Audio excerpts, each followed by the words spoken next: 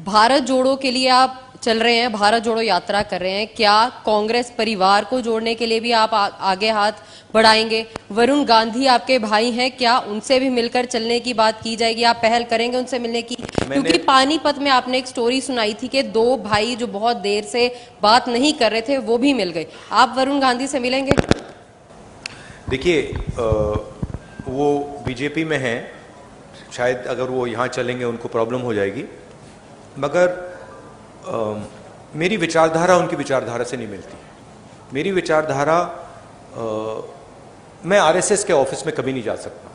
आप मेरा आपको गला काटना पड़ेगा, मैं नहीं जा सकता। और मेरा जो परिवार है उसकी एक विचारधारा है, उसका एक थॉट सिस्टम है, थिंकिंग सिस्टम है। और जो वरुण हैं, उन्होंने एक समय, शायद आज भी, उस विचारधारा को अपनाया और उस विचारधारा को अपना बनाया। तो मैं उस बात को एक्सेप्ट नहीं कर सकता। मैं जरूर प्यार से मिल सकता हूं, गले लग सकता हूं, मगर उस विचारधारा को मैं एक्सेप्ट नहीं कर नहीं सकता। इम्पॉसिबल है। वो अलग रिश्ते होते हैं। बट मेरा पॉइंट, आइडियोलॉजिकल लड़ाई चल रही है। सालों पहले मैंने फिरोज से कहा कि उसने मुझे कहा कि आरएसएस देश में बहुत अच्छा काम कर रहा है, और मैंने कहा कि देखिए, आप अपने परिवार की हिस्ट्री जो है उसको आप थोड़ा पढ़िए और उसको आप समझिए, क्योंकि जो आपने मुझे बोला है, अगर आपने अपने परिवार की विचारधारा समझी तो आप ये कभी नहीं बोल सकते। कोई नफरत या ऐसी कोई बात नहीं है। राहुल जी, आपने इस यात्रा के दौरान सबसे बड़ा अटैक एक तो बीजेपी पे किया है और दूसरा मीडिया पे किया है। फोर्थ पिलर है डेमोक्रेसी का। इस पे मेरा सवाल ये है कि मान लीजिए कांग्रेस सत्ता में आती है और आप प्रधानमंत्री बन जाते हैं, तो जो ये नेशनल टीवी पे जो आजकल जिसको आप गोदी मीडिया का नाम देते हो, तो उस पे हिंदू मुस्लिम का एक चलता है, आपस में आप बोलते हो कि भारत को बांट रहे हैं वो, तो क्या आप उस पे रोक लगाएंगे? और क्या आप बोल रहे हो कि मीडिया गुलाम है, क्या आप भी उनको अपना गुलाम बना लोगे फिर?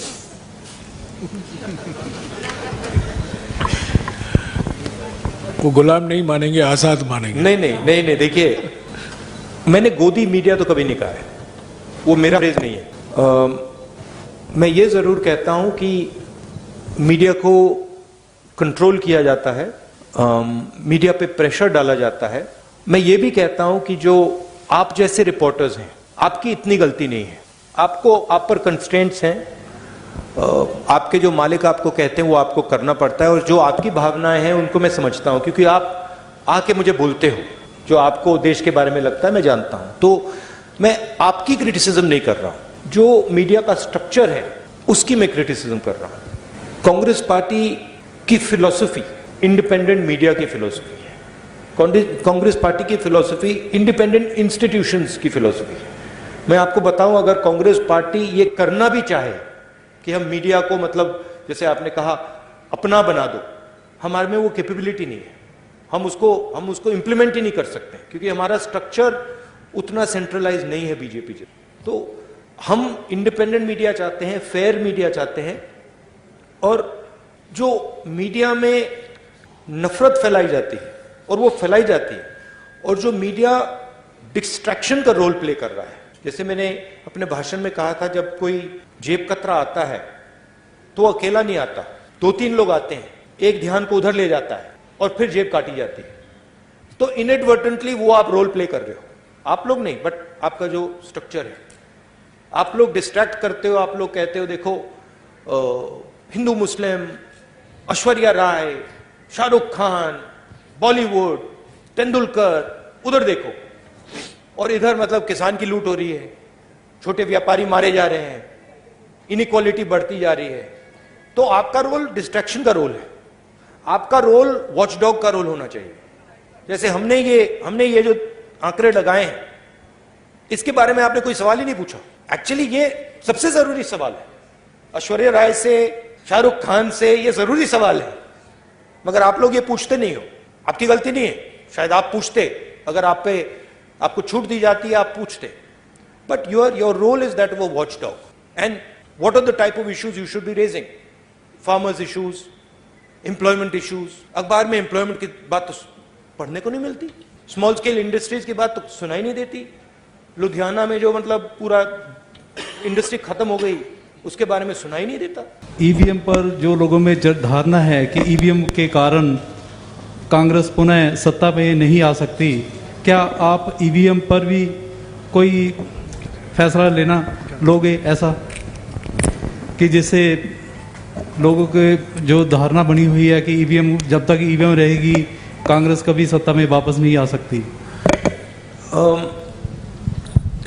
ईवीएम की बात विपक्ष ने हमने 2-3 बार करी है और वो चर्चा चल रही है, मगर ईवीएम सिर्फ एक एलिमेंट है। जैसे मैंने पहले भी कहा है, आज हिंदुस्तान के सारे इंस्टीट्यूशंस आरएसएस और बीजेपी ने कंट्रोल कर दिए हैं और हिंदुस्तान के सब इंस्टीट्यूशंस पर उनका दबाव है। प्रेस पे दबाव है, ब्यूरोक्रेसी पे दबाव है, इलेक्शन कमीशन पे दबाव है, जुडिशरी पे प्रेशर डालते हैं। तो सारे के सारे इंस्टीट्यूशंस पर उन्होंने कब्जा कर रखा है। तो ये लड़ाई अब जो पहले राजनीतिक लड़ाई होती थी वैसी लड़ाई नहीं है। एक पॉलिटिकल पार्टी दूसरी पॉलिटिकल पार्टी के बीच में लड़ाई नहीं है। अब ये हिंदुस्तान के इंस्टीट्यूशंस जो इन्होंने कैप्चर करे हैं उनके बीच और ऑपोजिशन के बीच में लड़ाई है। उसमें एक फैक्टर ईवीएम है, मगर बहुत सारे दूसरे फैक्टर भी हैं। हिंदुस्तान में जो नॉर्मल डेमोक्रेटिक प्रोसेसेस होती हैं आज वो नहीं है। जो विपक्ष के लोगों पर आक्रमण हो रहा है, सीबीआई, ईडी, पेगासस, ये नॉर्मल डेमोक्रेटिक फंक्शनिंग नहीं है। आप राहुल जी कहते रहे कि यह यात्रा सियासी नहीं है, नफरत, बेरोजगारी और महंगाई के खिलाफ है। ऐसे में अचानक सीएम मान को सुझाव देने की क्या जरूरत पड़ गई? क्या यह माना जाए कि 10 जनपद की दखल आने वाले समय में राज्यों में कम होगी? ये आपका सवाल है या किसी और ने लिखा आपके लिए? पूछ रहा हूँ, पढ़ के देख रहे हैं, पता नहीं किसने आपको पूछा हो। देखिए, मैंने सीएम को जो पंजाबी कल्चर है जिसको मैं अच्छी तरह समझता हूँ, जो पंजाबी हिस्ट्री है उसके बारे में मैंने उनको प्यार से बताया है। पंजाब को पंजाब से ही चलाया जा सकता है, ये हिस्टोरिकल फैक्ट है, ये कोई नई बात नहीं है। और अगर पंजाब को दिल्ली से चलाया जाएगा तो पंजाब के लोग उसको एक्सेप्ट नहीं करेंगे और रिएक्ट करेंगे। ये राजनीतिक बात नहीं है, ये फैक्ट है। अमर उजाला से सुरेंद्र ये जो पंजाबी प्राइड है, जो पंजाबी सेल्फ बिलीफ है, कॉन्फिडेंस है, प्राइड है, वो इस चीज को कभी एक्सेप्ट नहीं करेगी। और इसको हमने जनरली कांग्रेस पार्टी में हमने इसको रिस्पेक्ट किया है। अमर उजाला से सर, किसानों की बात करते हैं। 3 खेती कानून आए, ठीक है, वो वापस ले लिए मोदी जी ने, लेकिन अगर किसानों की आय कम हो रही है, अगर दुगनी नहीं हुई 22 तक, तो आपको क्या लगता है कि किस चीज में समर्था है कि जो किसानों की आय को आगे लेके जा सकती है, और इसका हल क्या था?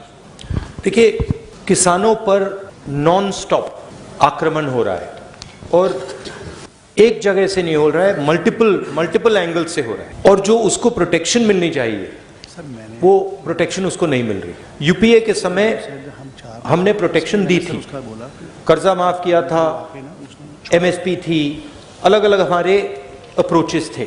मगर मैं ये भी कह सकता हूं कि शायद हमने भी जितना करना था हमने नहीं किया, उससे ज्यादा करना चाहिए था। क्योंकि किसान देश को भोजन देता है, भैया थोड़ा हट जाइए, देश को भोजन देता है, वो देश की एक प्रकार से रीढ़ की हड्डी है। और एग्रीकल्चर पे बाकी चीजें बिल्ड हो सकती हैं। तो चाहे हमारी यहाँ सरकार आए, चाहे यूपीए जैसी सेंटर में हमारी सरकार आए, किसान will be our central focus. उसकी हम प्रोटेक्शन करेंगे।